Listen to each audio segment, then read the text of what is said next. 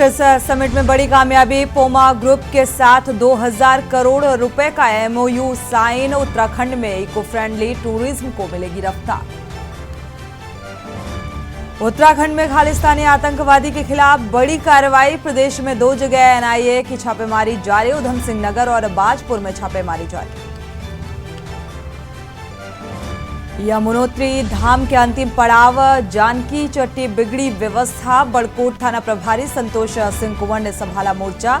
अव्यवस्था फैलाने वालों को चिन्हित कर होगी कार्रवाई। रोडवेज कर्मचारी संयुक्त मोर्चा का चक्का जाम स्थगित। संयोजक मंडल ने प्रस्तावित चक्का जाम को किया स्थगित। 3 अक्टूबर से चरणबद्ध आंदोलन शुरू। केदारनाथ धाम हेली यात्रा की बुकिंग शुरू। हेली यात्रा के लिए अक्टूबर की बुकिंग आज से शुरू। बारिश के बाद 4 धाम यात्रा ने पकड़ा जोर। पर्यटन दिवस पर लगा बड़ा झटका। गंगोत्री नेशनल पार्क में आज से बढ़ जाएगी एंट्री फीस। फूलों की घाटी का दीदार भी महंगा।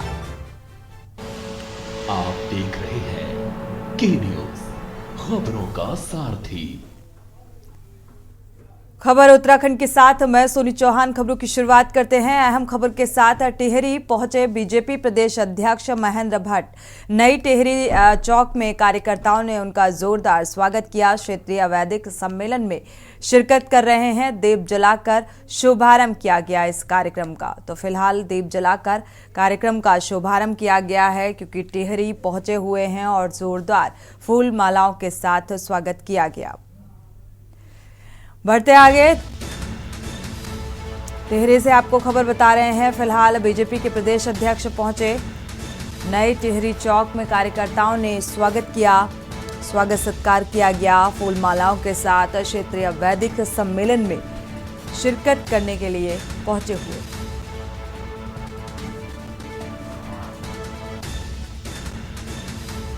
तो दीप जलाकर शुरुआत की गई।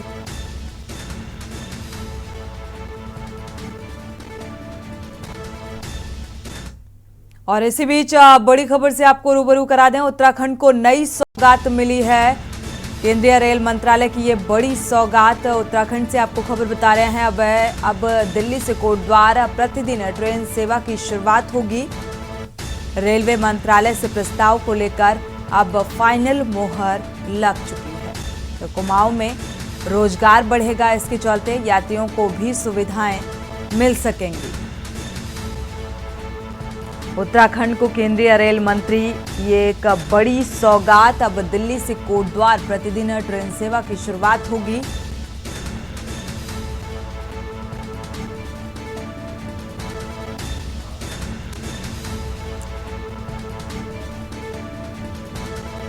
कुमाऊं में रोजगार बढ़ेगा और जो यात्री हैं उनको भी सुविधाएं मुहैया हो सकेंगी।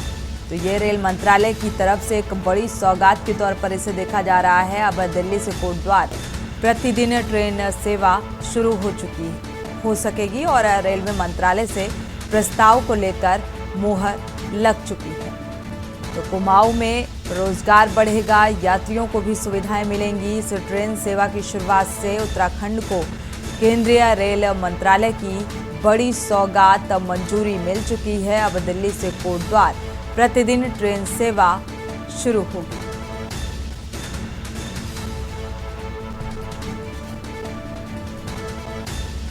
तो फिलहाल इस ट्रेन सेवा की शुरुआत के लिहाज से यात्रियों को भी सुविधा उपलब्ध होगी।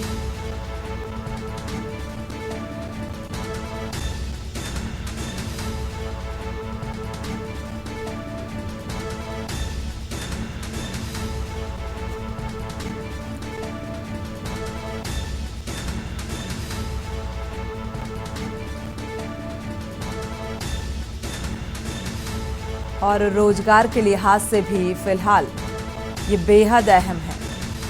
तो रेल मंत्रालय की तरफ से ये एक बड़ी सौगात के तौर पर इसे देखा जा रहा है। अब दिल्ली से कोटद्वार तक इस ट्रेन सेवा की शुरुआत होगी और रेलवे मंत्रालय से ये प्रस्ताव को लेकर मुहर लगी है।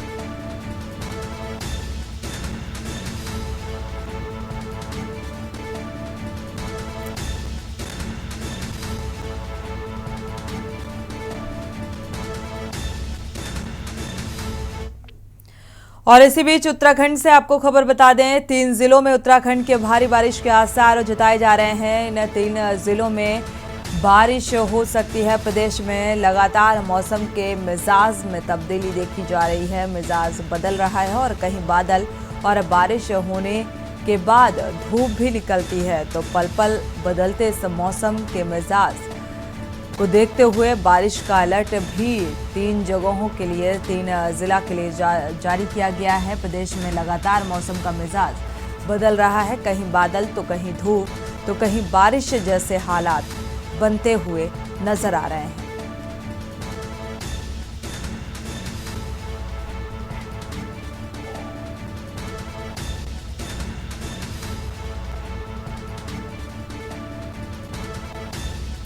तो मौसम विभाग ने आशंका जताई है कि इन 3 जिलों में बारिश होने के आसार हैं, क्योंकि लगातार मौसम के मिजाज में बदलाव देखने को मिल रहा है और इस बदलाव को देखते हुए ये अलर्ट जारी किया गया है। तो कहीं बादल और बारिश होने के साथ साथ धूप भी निकलेगी और आज फिर बारिश की आशंका मौसम विभाग ने जताई है।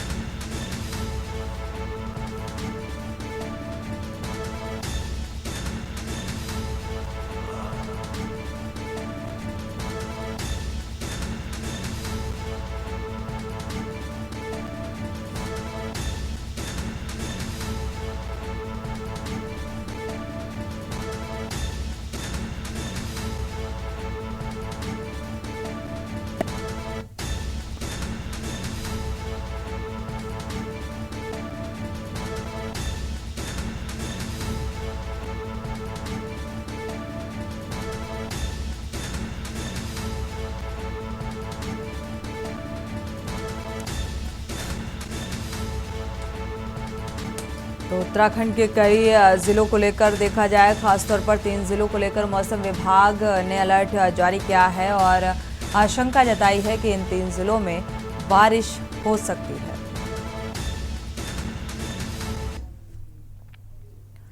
बढ़ते आगे, देहरादून से खबर आपको बता दें, पूर्व मुख्यमंत्री हरीश रावत की प्रेस वार्ता सामने आई। देश के आर्थिक हालातों पर चर्चा की गई और त्रिवेंद्र रावत ने केंद्र को घेरा है, जो विकास के मॉडल केंद्र ने दिखाया वो फिलहाल खोखला साबित हुआ। तो इस प्रेस कॉन्फ्रेंस के दौरान इस बात का जिक्र सत्ता पक्ष पर निशाना साधते हुए नजर आए। कांग्रेस सत्ता में आई तो आर्थिक न्याय पर कार्य करेगी। रावत ने इस बात का भी जिक्र किया इस प्रेस कॉन्फ्रेंस के दौरान। केंद्र और राज्य सरकार अप्रत्यक्ष रूप से आरक्षण को खत्म कर रही है, तो सरकारी पदों को ना भरना भी आरक्षण को खत्म करना जैसा है। रावत का ये बयान प्रेस कॉन्फ्रेंस के दौरान इन अहम बातों का जिक्र किया तो सत्ता पक्ष पर निशाना साधते हुए नजर आए।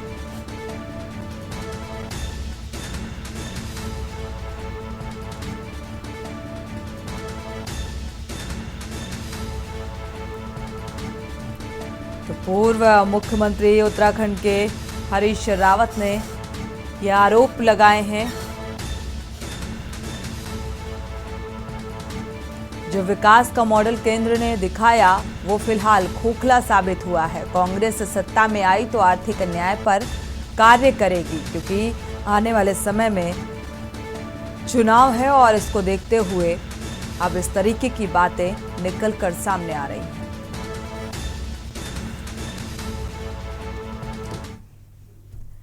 देहरादून में बीजेपी विधायक खजान दास ने स्मार्ट सिटी के कार्यों की समीक्षा की और इस दौरान उन्होंने अधिकारियों को सड़कों और नालियों, विद्युत लाइनों को शीघ्र ठीक करने के निर्देश दिए हैं। उन्होंने चेतावनी भी दी है कि जनहित के कार्यों में लापरवाही बर्दाश्त नहीं की जाएगी। बैठक में स्मार्ट सिटी सहित लोनी, यूपीसीएल जैसे स्थान जो हैं वहां पर उपस्थित रहे और इस दौरान विधायक ने कहा कि निर्माण कार्यों में किसी भी प्रकार की हीला हवाली और गुणवत्ता से कोई समझौता न किया जाए।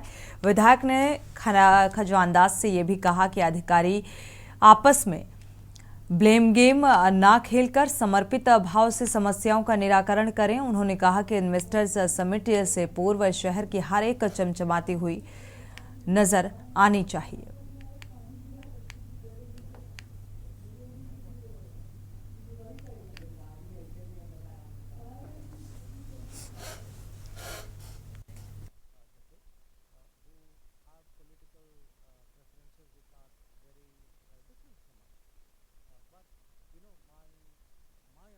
निर्देशित किया गया है।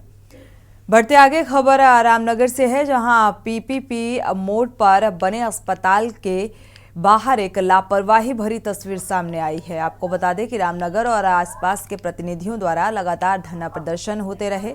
अब अस्पताल के परिसर में धरना प्रदर्शन पर स्थानीय प्रशासन ने रोक लगा दी है। अब परिसर में किसी ने किया अगर धरना प्रदर्शन तो उसके खिलाफ कार्रवाई की जाएगी।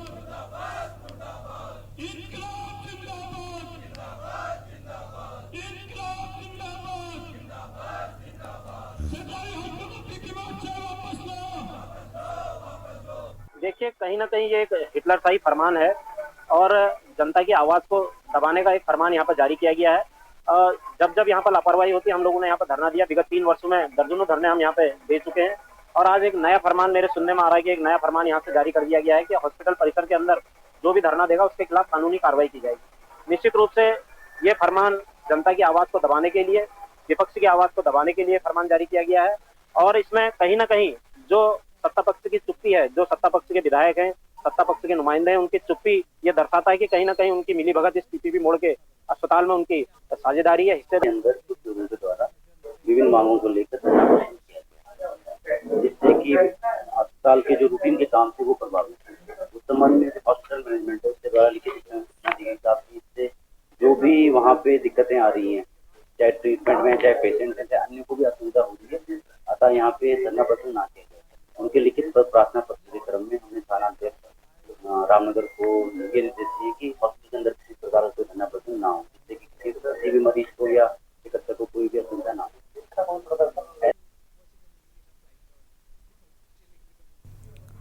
बढ़ते आगे, उत्तराखंड से जल्द मानसून की विदाई होने वाली है। वहीं मौसम विभाग ने 30 सितंबर तक के लिए कोई चेतावनी जारी नहीं की और मौसम वैज्ञानिक डॉक्टर रोहित थपलियाल ने बताया कि इस माह के अंत तक मानसून के लौटने की संभावना है। हालांकि राजस्थान के कुछ हिस्से से मानसून की विदाई हुई है। उत्तराखंड में मानसून का सामान्य समय 30 सितंबर तक रहता है और इस बार सामान्य समय पर मानसून की विदाई के आसार हैं।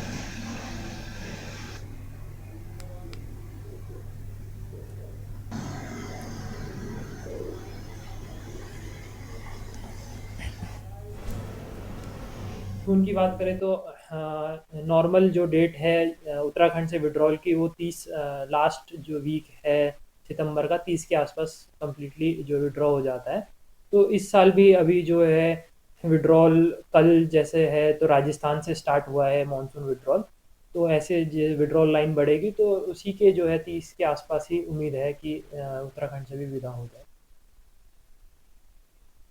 खबर देहरादून से है, जहां रोपवे के क्षेत्र में अग्रणी पोमा ग्रुप उत्तराखंड में 2000 करोड़ रुपए का निवेश करेगा और सीएम धामी की मौजूदगी में लंदन में पोमा ग्रुप ने ये करार किया है। आपको बता दें कि मुख्यमंत्री धामी ग्लोबल इन्वेस्टर्स समिट के मद्देनजर लंदन दौरे पर हैं और इस दौरान उन्होंने कई प्रमुख उद्योग घरानों से मुलाकात कर उत्तराखंड में निवेश की जो संभावनाएं हैं उस पर चर्चा भी की।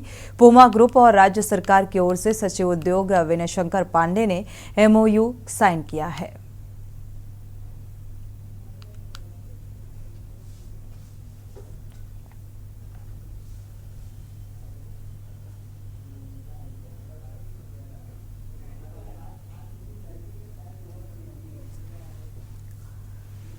बढ़ते आगे, खबर कालाढूंगी से है। आपको बता दें कि रामलीला मैदान में सामाजिक न्याय और आधारिकता मंत्रालय भारत सरकार की एडिप एवं बायोश्री योजना के तहत कालाढूंगी विधानसभा में वृद्धजनों और दिव्यांगों को सहायक उपकरण वितरण हेतु समाज कल्याण विभाग में शिविर का आयोजन किया गया। अपर जिला समाज कल्याण अधिकारी और ने बताया कि सरकार की एडिप योजना के तहत 6 महीने में जिन बुजुर्ग और दिव्यांग जनों का चयन किया गया उनको सहायक उपकरण वितरण हेतु शिविर का आयोजन किया गया है।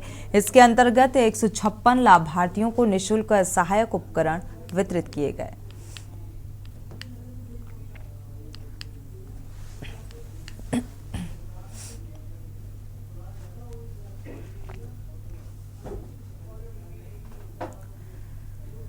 बढ़ते आगे, रुक करते हैं अगली खबर का। एक खबर ये लक्सर से है, जहां पर स्वास्थ्य महानिदेशालय के निर्देश पर लक्सर स्वास्थ्य विभाग के ब्लॉक कोऑर्डिनेटर सोहन लाल ने आशा कार्यकर्तियों की सर्टिफिकेशन और प्रयोगात्मक परीक्षाएं सैद्धांतिक परीक्षा का प्रैक्टिकल लिया और इसमें उन्होंने आशा कार्यकर्तियों को जरूरी जानकारियां भी साझा की। सामुदायिक स्वास्थ्य केंद्र पर आयोजित आशा कार्यकर्ताओं की परीक्षा में नवजात शिशु का वजन लेने, टेम्परेचर चेक करने, गम थैली में बच्चे को पैक करने और लपेटने, ORS का घोल तैयार करने की परीक्षाएं ली। आगामी दिनों में जब सब आशाओं की लिखित परीक्षा भी ली जाएगी।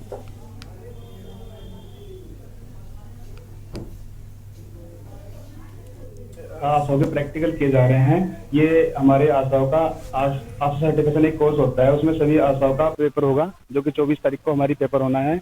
और अभी आशाओं के प्रैक्टिकल लिए जा रहे हैं, जिसमें वजन लेना, तापमान लेना, गर्म थैली में बच्चे को रखना, गर्म कंबल में रैप करना, और जो बच्चे बीमार होते हैं उसे किस तरह से चिन्हित करेंगी और उन्हें हायर सेंटर तक रेफर करना। अभी हमारे पूरे ब्लॉक में जो है 219 आशा है, उन सभी का पेपर हो रहा है और उनके प्रैक्टिकल किए जा रहे हैं। फिलहाल वक्त है एक छोटे से ब्रेक का, लौटेंगे जल्द। आप देख रहे हैं के न्यूज, खबरों का सारथी। ब्रेक से वापस आ रहे हैं, रुक करते हैं खबरों का। खबर उधम सिंह नगर से है, जहां बाजपुर के ग्राम धसारा में NIA की टीम ने स्थानीय पुलिस के साथ एक घर में छापेमारी की और NIA की टीम की छापेमारी से क्षेत्र में हड़कंप मच गया। टीम द्वारा घर में मौजूद लोगों से पूछताछ की जा रही है और आपको बता दें कि वर्ष 2016 में पंजाब की नाभा जेल में हुए धमाके में बाजपुर के ग्राम धसारा निवासी असीम पर आतंकवादियों को हथियार सप्लाई करने का आरोप लगाया गया था, जिसके चलते असीम सजा काट रहा था और 4 माह पूर्व कोर्ट से मुकदमे में बरी होकर असीम अपनी सजा पूरी कर जेल से घर आया था और NIA की टीम स्थानीय पुलिस के साथ असीम के घर पर पहुंची, जहां बंद कमरे में NIA की टीम द्वारा असीम और उसके परिजनों से पूछताछ की जा रही है।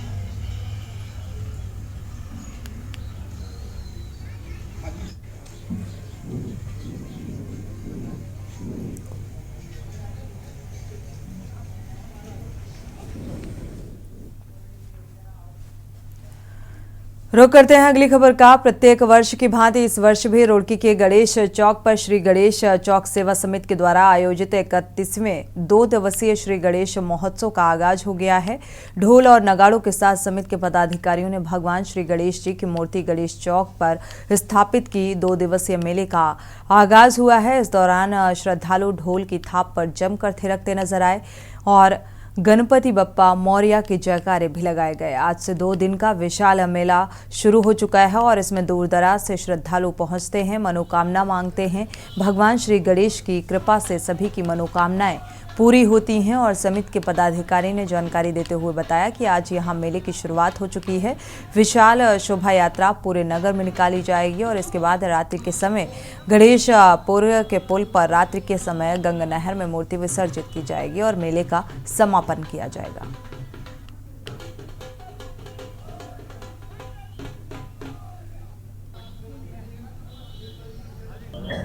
ये 31वां वर्ष है हमें इस पर्व को मनाते हुए और बड़े हर्षोल्लास से आप देख ही रहे कि यहाँ की साज सज्जा को ये सब हमारे कार्यकर्ताओं का और विशेषकर हमारे कपूर के बच्चे का ये सारा फल हम सब लोग देख रहे हैं और महसूस कर रहे हैं कि कपूर साहब के जाने के बाद भी उन्होंने इसे जो है जो कहते हैं बरकरार रखा। उत्सव मनाया जा रहा है और यहाँ सिद्धपीठ है गणेशपुर में। जब से यहाँ गणेश जी की स्थापना हुई है, यहाँ पे बड़ा उद्धार हुआ है सभी आदमियों का, तथा इसको बड़े मान्यता से मानते हैं लोग बात, कोई तो इनको सिद्धपीठ कहते हैं। तथा जो भी आदमी यहाँ श्रद्धा से कुछ भी मांगता है उसकी मनोकामना पूर्ण होती है। पहले सूक्ष्म रूप से चल जाता, अब लाखों की संख्या में यहाँ दर्शन के लिए आते हैं लोग बात, तथा सभी की मनोकामना पूर्ण करते हैं गणेश जी महाराज। खबर उत्तरकाशी से है, जहां नगरपालिका बड़कोट द्वारा निर्मित स्मार्ट शौचालय वर्षों से पर्दे की दुल्हन की तरह कैद है और वर्षों से बीत जाने के बाद भी यहां आखिर कब खुलेगा स्मार्ट शौचालय का पर्दा। आपको बताते चलें कि नगर पालिका द्वारा निर्मित 18 लाख रुपए की लागत से स्मार्ट शौचालय का निर्माण किया गया। लगभग 7 लाख से अधिक की लागत से सुरक्षा की जो दीवार का निर्माण किया गया है और इसके बाद जमीन धंस जाने के कारण इसे 1 वर्ष तक पर्दे में रखा गया। दोबारा इस पर सरकारी धन लगाया गया, लेकिन यात्रा कल के पूर्व से ही शौचालय को दोबारा पर्दे की दुल्हन बना दिया गया है। अब देखने वाली बात यह होगी कि आखिर क्यों लाखों रुपए की लागत से बना शौचालय पर्दे में कैद है, किस तरह सरकारी धन का दुरुपयोग किया जा रहा है। साफ साफ आप इन तस्वीरों में भी देख पा रहे होंगे कि इस बारे में जब हमने अधिशासी अधिकारी से पूछा तो उन्होंने कहा कि यह स्मार्ट शौचालय का टेक्निकल जो आदमी ना होने के चलते ना ही इस शौचालय की यहाँ आवश्यकता थी, ये कहकर पल्ला झाड़ते हुए नजर आ रहे हैं।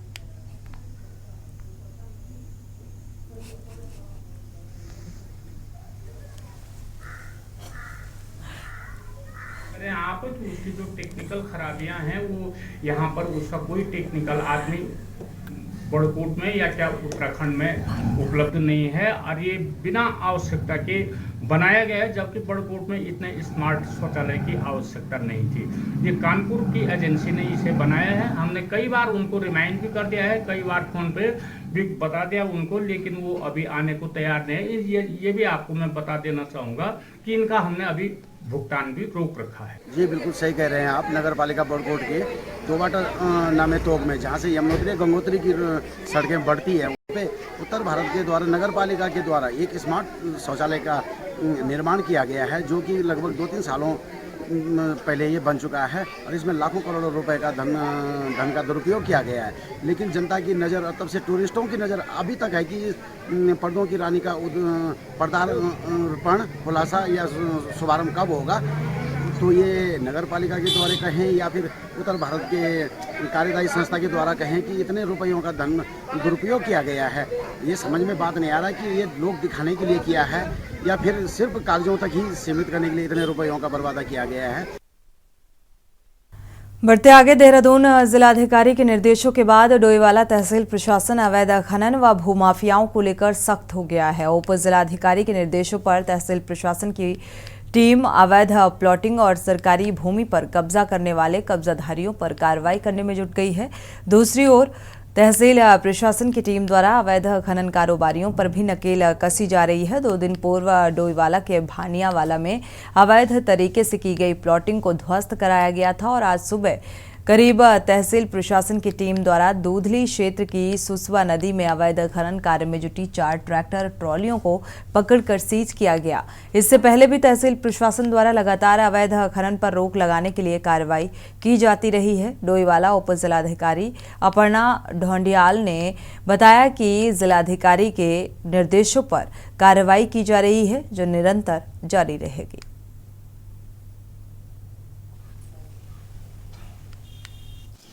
जी डीएम मैडम के निर्देश के अनुसार हम लोग कंटिन्यूसली जो अवैध खनन करता है और जो भू माफिया है उनके खिलाफ हम कंटिन्यूस कार्रवाई करें।